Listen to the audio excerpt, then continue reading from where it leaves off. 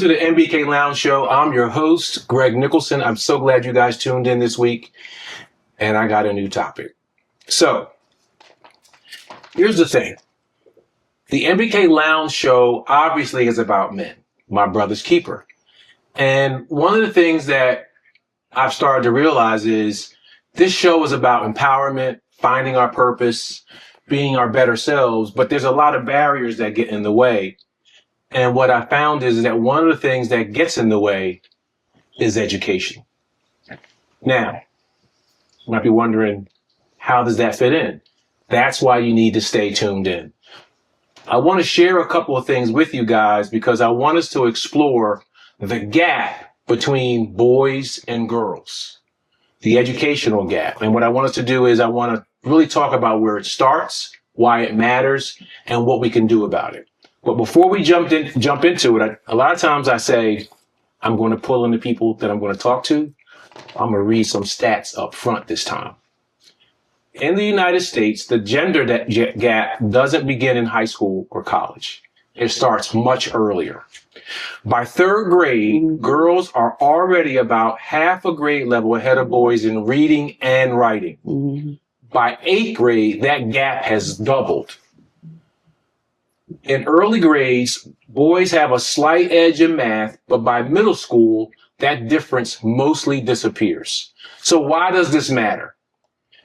By the third grade, the literacy level of a boy or anybody predicts whether or not a student will graduate from high school. When I read that, it was like, wait a second. You could already see some of the issues that boys have early on. Mm-hmm. And if by third grade things aren't going well, it's a problem. That's what I want to talk about. Now, you know that I can't have a conversation without somebody else. So now I'd like to introduce my guests, Marisol Booth and Shelly Pullian.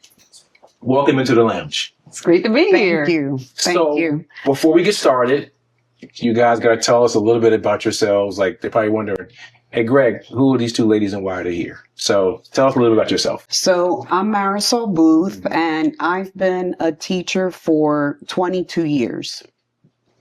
Okay. And in public and in private school. Okay.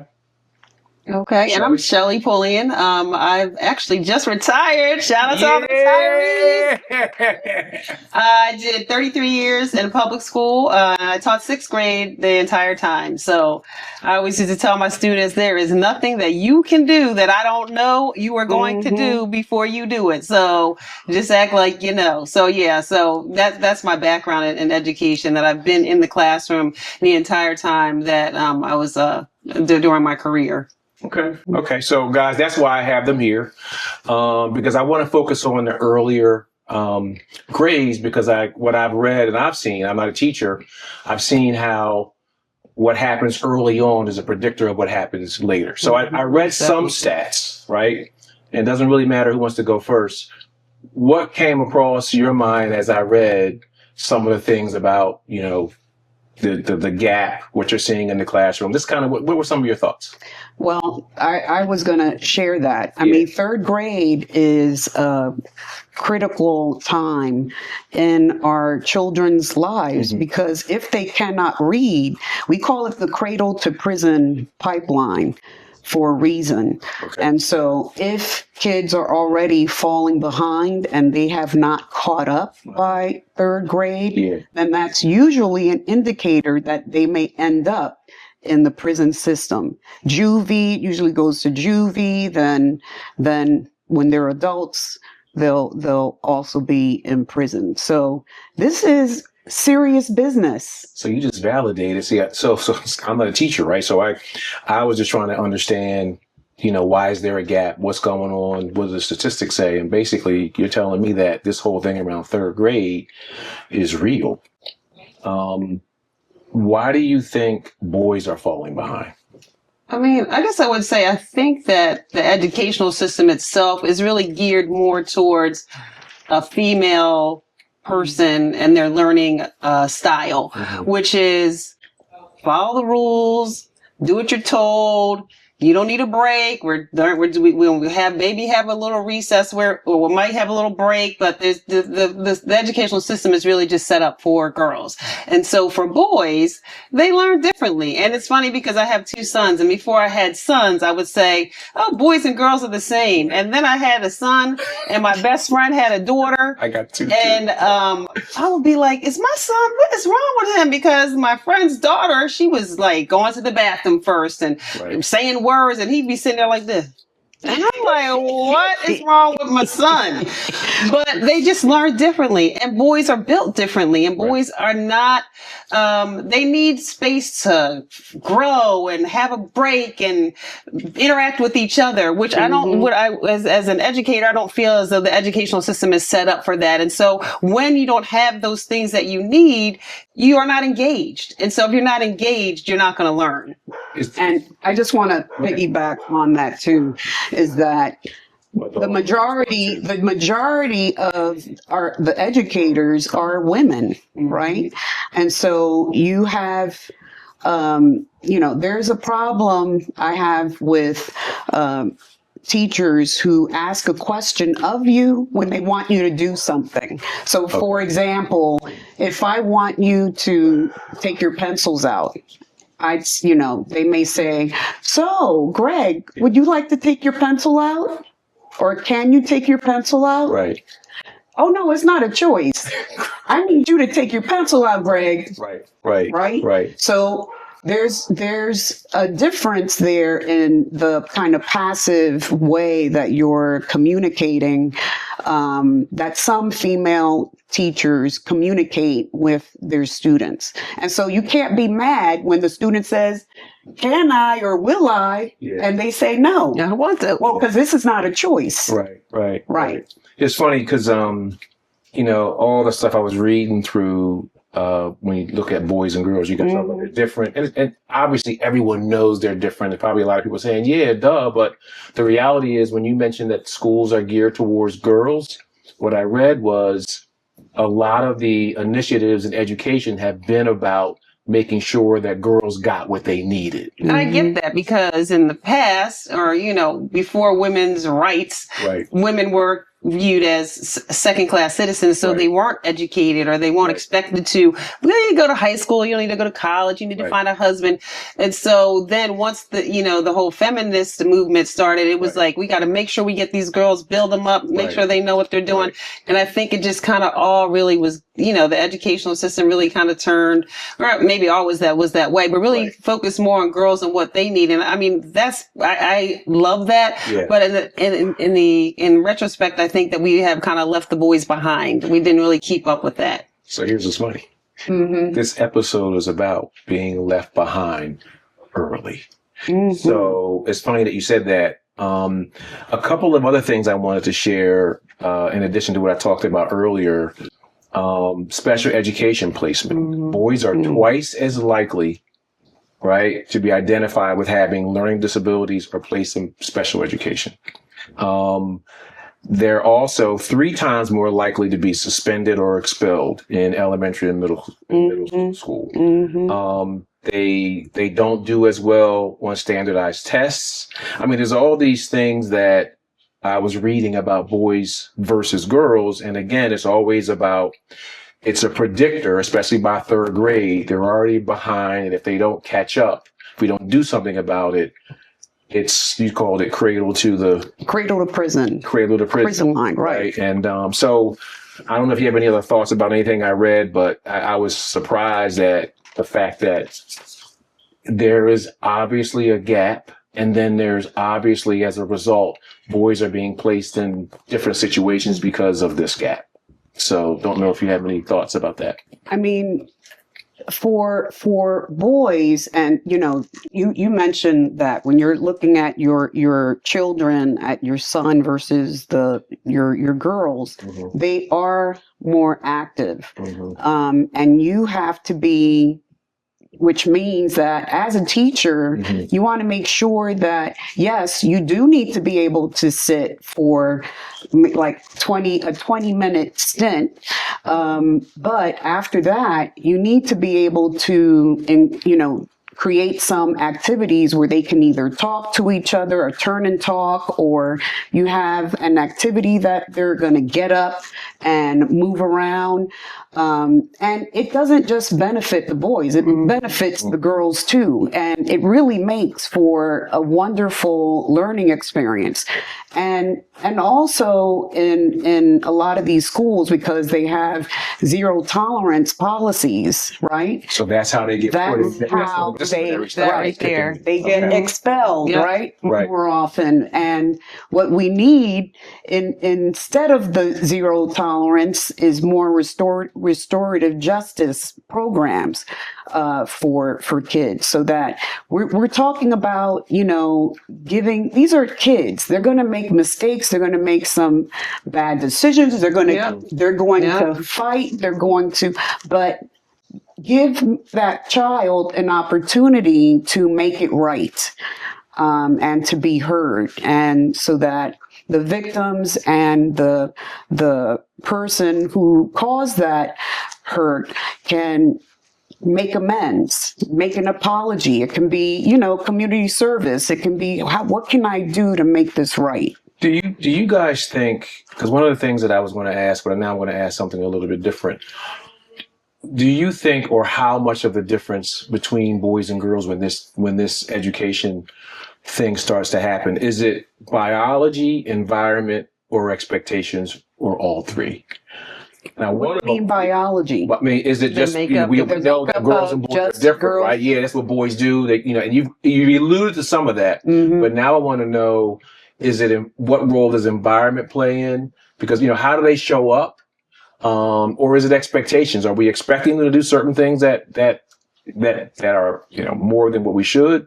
But how much of it is biology? How much of it do you think is expectations? How much of it is the environment? Well, we've talked about this before too, is that we tend to raise our daughters and, nurture our sons. So it's kind of like it's part of, it's a combination of what happens at home and then what they're facing when they come to school. So talk more about that, because when you say raise your boys and nurture, raise your daughters, nurture your boys. Yeah, I'm a dad, so I got that. Yeah.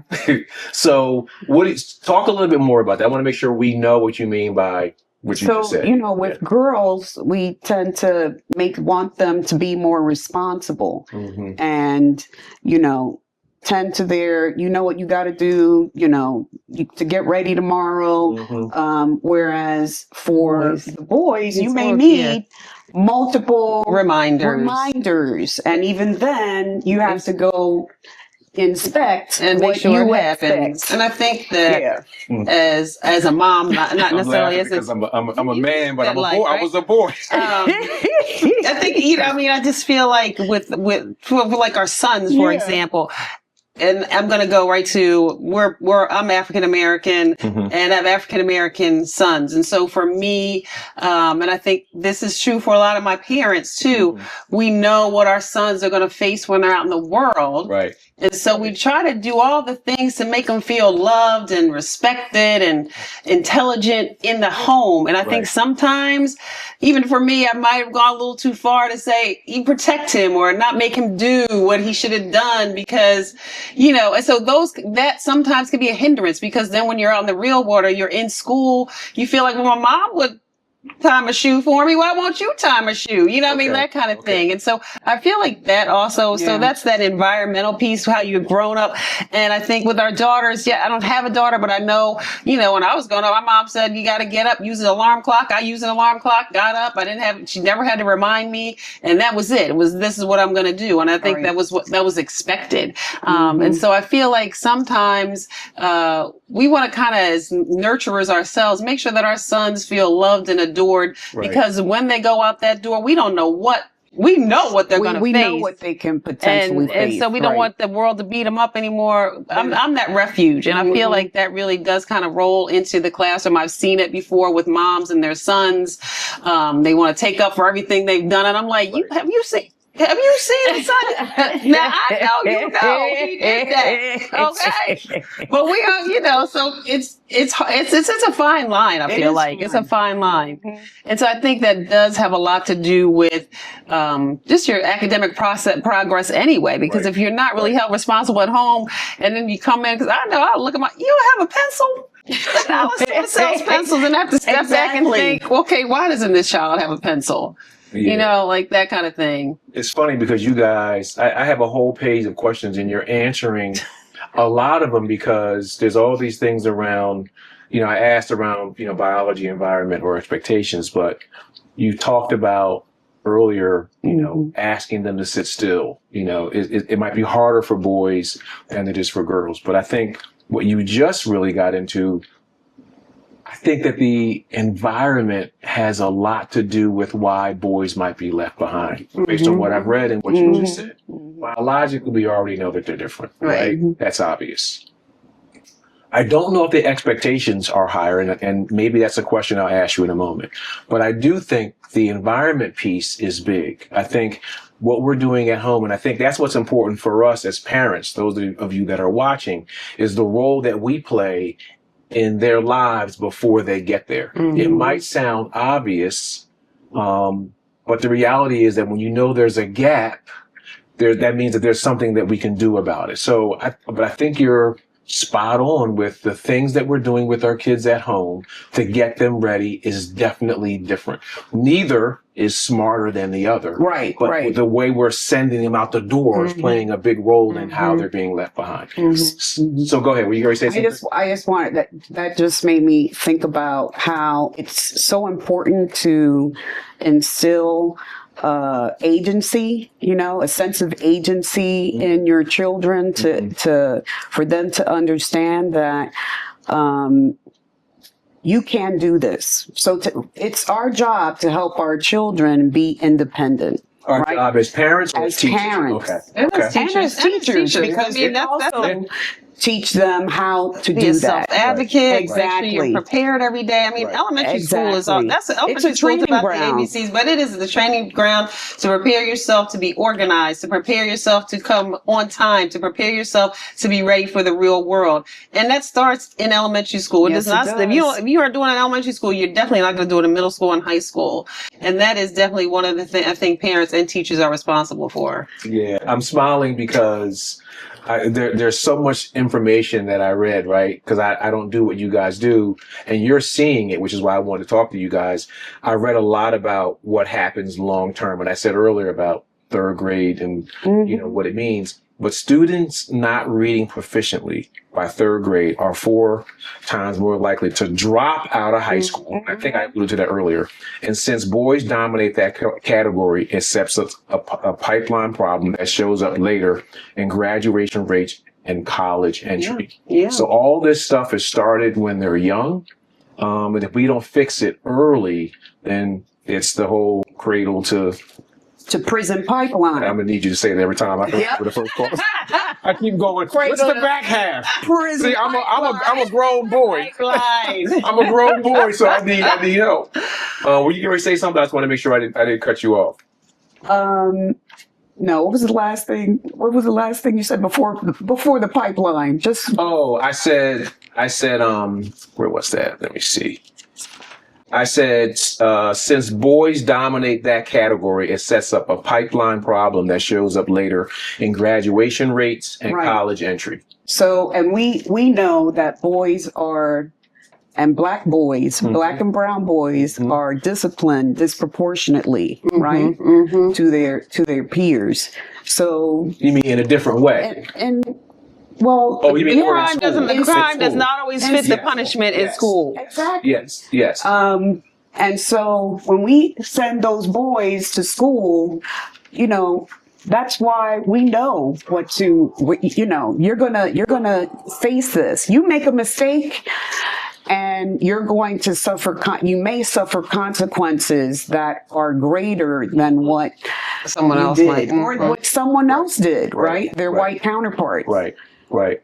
So when you are disciplined more often, more severely, right? Right. That is not going to create a learning environment Right. where you feel safe, where you Right. feel like you can make mistakes, or you feel like you can learn from your mistakes. Right. Right. So, But you guys even said earlier, because there's the gender gap, right, in all of this. Right. And then if you're a minority or you're lower income, whatever, all of those Oh, they things all play play a into factor. a maybe they even all play, bigger yeah. gap. Because remember, we said earlier that it's environment, right? So if you come from broken home, if you come from where your socioeconomics are low, all of those things play into how you Yes, show it up, does. right? So earlier we talked about boys tend to get disciplined more, again, because of your race or ethnicity or the socioeconomic All all that. plays All into. that. Yep. So as teachers, you guys are in the classroom and you can see kids who can't sit still, right? You can't. What do you do as teachers to try and help boys in the classroom? Because I think whatever you're doing in the classroom can be replicated at home to help, close this gap, either behaviorally or just helping them be better at being students.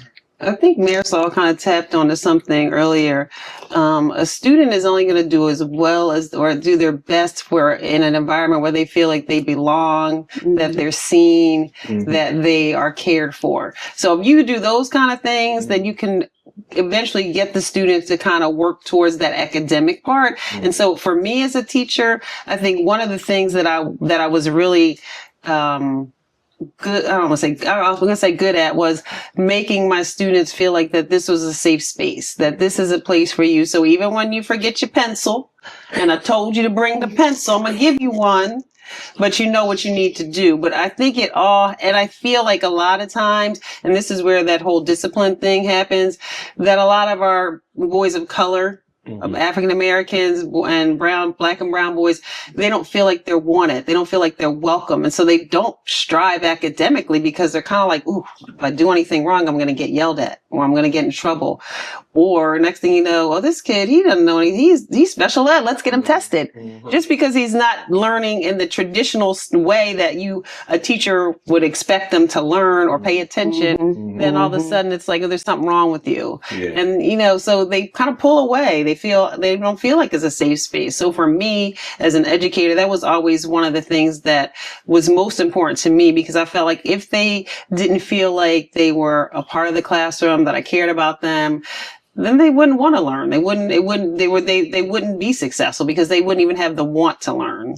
So a lot of it's important to make a connection with your students. Yeah. And it has been researched that students want to perform better if they feel like they have some kind of connection with you. So it's important to nurture those relationships with your students so that they know that they can trust you, right? They can trust you to make a mistake. We're going to learn from our mistakes. It's okay.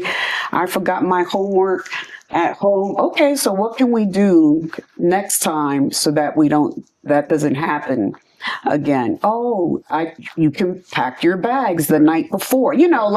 This is a learning opportunity. It's an opportunity for growth and not punishment. Exactly. Make it punitive. Because we all make mistakes, and these are children. True. And they're going to, a lot of times, if they're acting out for whatever reason, it's something that's bothering them at home. And I think that's where the relationship with the teacher and the parents Parents. Essential, because if you don't tell me what's happening in your household, I know it's none of my business. We don't need to know all the dirty details. We don't need to know all the details. But okay, I just need to know they're just, even if you said they're just, things happening at home right now. I just need you to know, Right. and she's getting upset or he's getting upset. Yeah. Then I know what to look for. I Right. understand why his head is on the table and he's not interacting. Or why the homework hasn't come in for Or a why few days. the homework Not isn't just because he just being doesn't done. care. Right. Right. These are right. all things that we That you see. And then- have already, if you've already established that, Yeah. then it's like, I know what's going on. So, you know what I mean? Like, Yeah. I'll let the parent know, okay, well, this is what I'm seeing at school. So yes. And then we can work together to make, a plan of some sort. So it's funny because I'm sitting here and I'm listening to you guys, and I keep going back to the question I asked earlier. The environment just keeps It doesn't matter. bubbling up, and I hear what you guys are doing in the classroom. And you guys talked about how boys want to be loved or want to be seen or heard. Mm-hmm. Do they typically, based on what you see, is that something that happens when they come to school, or do they bring it to school? Are you following What do you me? mean? The things that you see boys when there's certain things that they need from you, do they come into the classroom and you're like, okay, I could tell he needs this from me so that he can thrive? Or is it something that they see missing in school? Does that, I'm trying to figure out, where does the environment issue really, really happen? I have a thought, but I want to make sure I fully understand, where does their falling behind really, really begin? Is it at home? When they come to school, do you clearly see it and you get involved? And that got Shelly going. Okay. So I would say, I think that a lot of, your home life really does especially when you're younger, form your readiness for school. So when you're 1, 2, 3, 4, your parents are reading to you, taking you to the park, having you around other children, learning how to share, learning how to, we're at the park, stay over there. Preschool, you learn how to walk in line. When students don't have those basic things at a young age, when they come to the classroom, they're already behind. Right. So they don't know what it means to sit still. They don't know what it means to stay in line. And so then they act out because they don't get it. And it's foreign to them. Their parents really haven't read to them. So they don't even know what it means to write their name or what a letter is, or if it is, it's, so children do need a lot. Environment starts at home. Right. What you do with your children matter when they're young, because it does reflect in the classroom. And so sometimes with students, I taught 6th grade. So I could tell by the time you got to 6th grade, I could tell if you did not do well in 3rd grade, because 2nd and 3rd grade is where you learn really how to read and you learn how to write and all the basics. And so when you come to me and I'm like, oh, something happened down there, which means they may have come to school already behind. And so even when they got to 3rd grade, they weren't able to catch up. They're already behind, to your point. I don't know if you want to jump in, Marisol. So yes, you see that a lot of black and brown, some black and brown children don't have or may not have their own libraries at home, right? So like their white counterparts do. Right. So reading every day is important. Reading before bedtime is important. Listening to audiobooks is important. Anywhere where you can fit that experience is important, because it does nurture a love for reading. Yeah. And that's what we want to do. All your education, all you're going to be doing is reading. Yep. So but you want to develop a love for it, right? Because you know that it's going to, you need at least this the tolerance, because you got to do it. Tolerance, because exactly. But you know that you're going to be reading for the rest of your academic, even life in general. Right, exactly. So here's what's so funny, right? Before we came on the show, you guys were like, what is all that, right? all of this that I wrote out when it came to the things I wanted you to talk about were more based on literacy than anything else. Obviously, the gap between boys and girls early on, they talked about math and science, but it was mostly about the ability to read. And that goes back to, I want to think almost, Greg, I hate to interrupt you. No, you're fine. The biological, boys and girls. Yeah. Reading means you're sitting down. That's you're right. being quiet. That's right. And boys. And we don't want to do it. You want to flip over the couch. That's you right. run up and down the That's stairs. right. And so then it's our job as That's an educator That's right. to make sure that you do learn how to do this, but that you have the time to run around and jump about and interact. That's right. So that when it's time to sit still, you can do it. That's right. And I think a lot of times, again, that goes back to the educational system. It's not built like that. No. It's just not built like that. And now it's even more prominent, I think, even more for girls and boys, because this is a society of immediate. They're on their phone. You Google, you get, and so there's no time to sit still and just take a minute and read and be still. You want immediate answers. You want immediate action. And that's what I think a lot of kids want, girls and boys these days, but it's probably even more for boys. They want that action. They want that interaction. And the educational system is not really set up for that. And just to and you used piggyback, to teach just boys. to And just to piggyback. she taught boys and she's taught girls. Oh, that's right. Solely boys, right. Wait, so you had a classroom with all boys. Yes. And then you had classrooms with all girls. Yes. Oh, man. But you really saw the difference. I just want to piggyback on what you were saying. There are, as far as moving around and giving boys that time to be still, you need to get that energy out. Yes. And so we would run. I know for me, Exactly. I know for me, exactly. He's a boy dog. We would run these kids. We would run recess, right? We have recess twice a day. They need to get out and get rid of some of this energy. They don't read that. In the public school, there's no such thing as there's recess no such twice thing a day. as that. Once There's a no day. such thing as that. So In elementary school, once you get to middle, just like my grade, it's at lunch, you eat for 20 minutes, you go outside for 20 minutes, And that's which is not enough. No, it's not. It's It's not not enough. enough. You need more When the time. boys were at CHA, though, I think they had a couple times a day, didn't they? Yes, they still do. So they have it. They have 30 minutes in the AM, and then it's 30 minutes for lunch, 30 minutes for recess. Right. So it's funny. So that helps. It does. I mean, the funny thing is I was talking about the whole environment, and then you talked about what you can do at school as teachers. So obviously, there are going to be some educators watching, but you talked about what parents need to do at home, because this show it's about identifying what the issue is, but what is it that we need to do, right? So obviously you guys are really good at what you do, and you've implemented strategies for boys and girls, but you see the issues with boys. But you really talked about what parents need to do at home, right? And this is not just for parents. This is about anybody who has young children in their lives. This is an opportunity for you to not just know that there's a gap, but really realize that if we don't do things early, it's why kids end up not in the best place. And we're talking about boys because they go on to be men. And are they going to be incarcerated? Are they going to, reach their full potential? Right? Because this show is rooted in helping us know our purpose and being our best selves. I don't want to catch people when they're 30. No.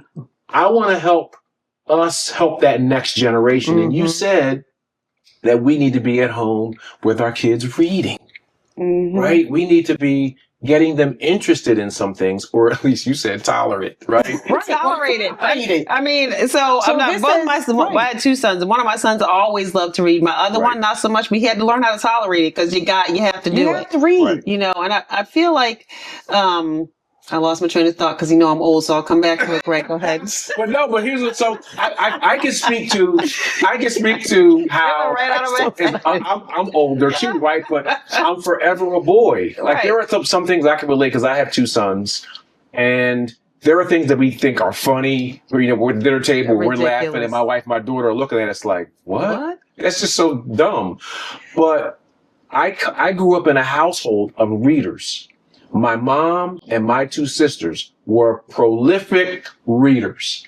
I read my first book on my own. I'm going to out myself when I was 21. That was Would you use Cliff Notes? I mean, I'm talking about for myself. Oh, you mean for pleasure? Oh, For pleasure. volunteering. Yeah. Oh, but you had to Let's get read. it right now. I read more books. They're They're like, what in the what? No. My first book for pleasure, I was 21 I years got old. you. But 21. That's crazy. You know what, too, is that you also have peer pressure. Right. So wanna be it's too smart? okay. Yes, it's okay for girls to be reading, Right. right? It's all right. But as soon as a boy is showing interest in reading, man, you a nerd. Mm-hmm. What you doing? Why don't you want to run around and play with us? Or the pressure could be because my mom and my sisters were readers. I wasn't a non-reader, I'll say, because of peer pressure. I just wasn't interested. It just wasn't. And I grew up in an environment. But your I get it. environment I should read. should But have. you knew right, that right. was something you. It was in your But you're head. still It was an in your individual. psyche. It was You're in your still an psyche. individual, so you right, could, with your own will. and you could tolerate it because you. Right, This is and what you I can have tolerate to do. it. But I think you just It's in your psyche. said it. Someone planted the seed. My Yep. mom planted the seed. Yeah. Obviously, my sisters and even my brother, that flower bloomed in them earlier. But because they planted the seed, eventually, once I got it, I Right. became a reader Right. Yeah. just later, which is Right. why the environment It's matters. important. of that question that I asked earlier is so big. You two have done a fantastic job. And I said it earlier, when you see kids come to your classroom and you're like, hey, because you had the younger kids, it's important that they understand things by third grade. For you, it was more, okay, they're behind. These are some things that I need to do. And if there were other factors like race, socioeconomic, Mm-hmm. or what have you, it was even more important for you to do some of the things that you did. So this whole thing is, if people can plant the seeds in these kids, especially boys, the heads of household, there's a gap there. There's a payout. That's really what this is all about. And it's about taking time with your kids. I mean, in this Yes. day and age, it's easy to say, here, get on this iPad, get on my Yep. phone, and I'll talk to you in about 2 hours after I'm done what I'm doing or whatever. It's really about taking that time, reading, looking at birds, looking at trees. I mean, like the things, go to the zoo or go to the playground, because those kind of things that you need to learn how to get along with other people. These are all like basic things that you need to be successful as a student. You need to know how to share. You need to know how to follow directions. You need to know that there's a time to play and there's a time not to play. But you can only do that if you are socialized like that and if your parents spend time doing that with you. That's right. And allowing you to actually do it too, not over scheduling you, because sometimes we can get a little crazy. It's extreme. But, we have to make sure don't that want we're not extreme. just always saying, go watch TV or go on the iPad. To me, if I were to tell a parent something, do not give your child a cell phone until they're maybe in high school, late 16. middle school. You don't need it because it is in sixth grade, it is a problem. It becomes a bullying problem, and they spend all their time and attention on what somebody said, what happened over here, what they can't even pay attention to class. And then it becomes a girl boy thing, and that's a whole nother thing. That really, I think we have to, as parents, take a step back and say, you know what, maybe I shouldn't give my son or daughter a cell phone at 9. You know where they are. They're going to elementary school. And parents, I just have to throw this out there. Please stop texting your kids in the middle of the day when they're 9. They can't answer the phone. No. They can't. No, Okay? They don't can't do it. I'm sorry, Greg. I just had to put that out there. No. Listen. They need a dumb phone, not a smartphone. A dumb phone is a phone. It could be a flip phone. They're where they just can dial. A back in the day phone. And they also have phones that just have 2 numbers in them.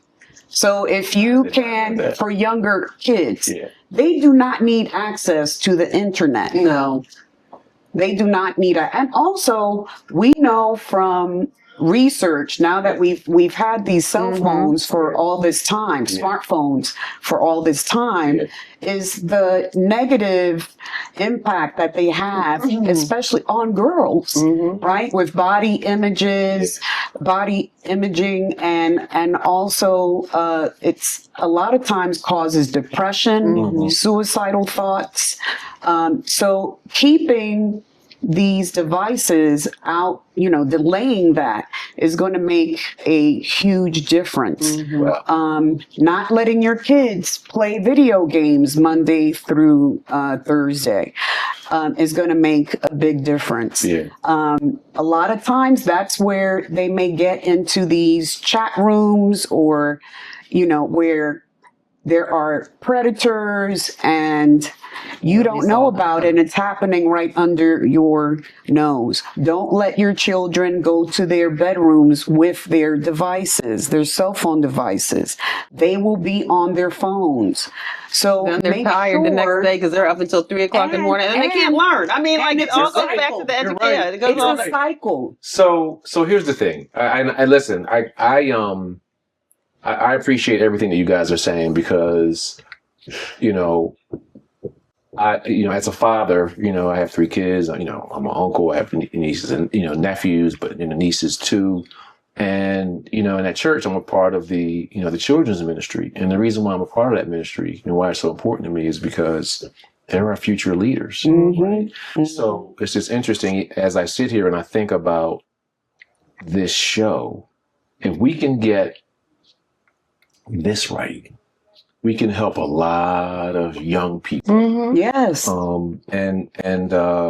It's so I'm hoping that people are really listening and saying these are some changes that I need to make. But before we close out, I want you to share whatever's on your mind.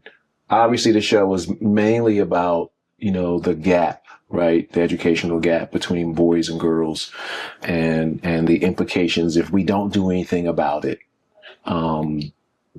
We know where it may end up with the whole cradle to prison. Yeah. That's your job.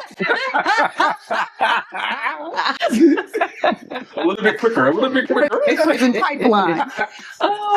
Is there anything that you want to share with parents or anybody out there that can affect kids, especially boys, because if it's so important with all of what happens to boys in general, and especially if they have other things like, we talked about race and social economics, like all these other things that can cause that gap to widen. If there's anything that you want to share, something that they can do, something they need to think about, the floor is yours. Doesn't really matter who goes first. You want to go? You can go. I'd say spending time with your child reading is the most important thing you can do. You will see it pay in dividends. When they're smaller, you're creating memories, and a different type of closeness when you're reading with your child. And it's intimate, right? You're in the bedroom, you're cuddled. Yeah. It's that emotional component that a lot of boys don't always get. Yeah. That they need. And it gives them a positive association to reading. Like, oh wow, when I read a book, I can go to another place. I can learn about other people. So it's a great jumping board to other things that they'll be exposed to in their life. That it really is the gift that keeps on giving. So that's one of the things I'd like to encourage parents to do. Thanks. I think what I would say is don't give up on our boys.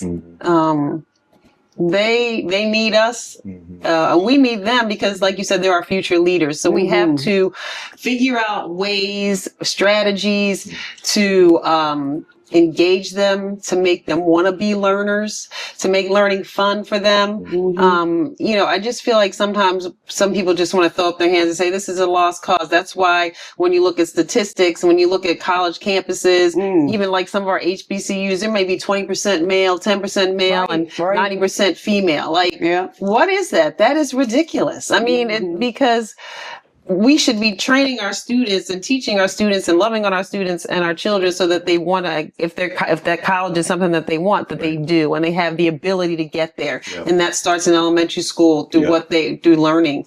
So don't give up on our boys. We have to keep finding ways to include them, to make sure the educational system is reaching their needs. A lot of times I think as teachers and educators, we expect them to meet us where we are, but we have to meet them where they are and bring them forward.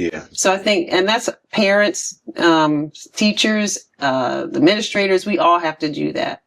Just piggyback off of that. Okay. So why should Wait.